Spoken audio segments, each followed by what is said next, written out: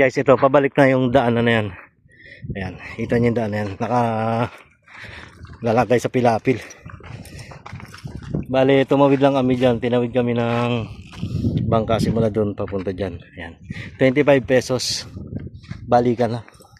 Saan ka pa? So may mga ka-anglers pa tayong naiwan doon. Ayan si Kito. Shout out. Champion.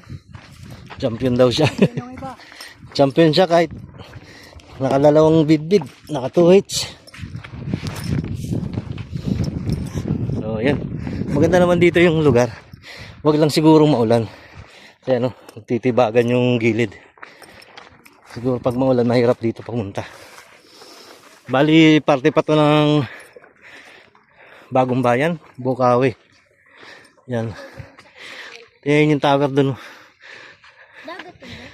Yun doon yung tower. Naka-spot na kami dyan dati. Tropang Rafael yung kasama. At lalaki ng tilapia dun. Mga taw-tawrad namin dun. Ganda bali-bali. Ayan. Ganda ng lugar dito.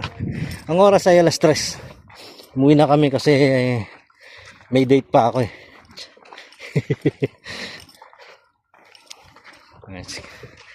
Likod natin yung mag-ama. Alright. So ngayon guys, medyo active na ulit tayo sa pagbablog. Kaya kita-kits tayo susunod. Yan. Enjoy watching. Peace be with you. Alright. Guys, ito pabalik na yung daanan na yan. Ayan, kita niyo yung daan na yan. Lalagay sa Pilapil.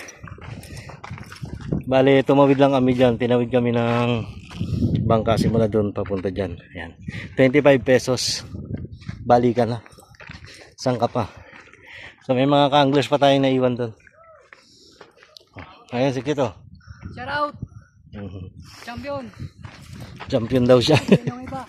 Champion siya kahit nakalalawang bidbid, naka 2H. So yan, maganda naman dito yung lugar. Wag lang sigurong maulan. Kaya ano, titibagan yung gilid. Siguro pag maulan mahirap dito pumunta. Bali parte pa to ng Bagong Bayan, Bukawi.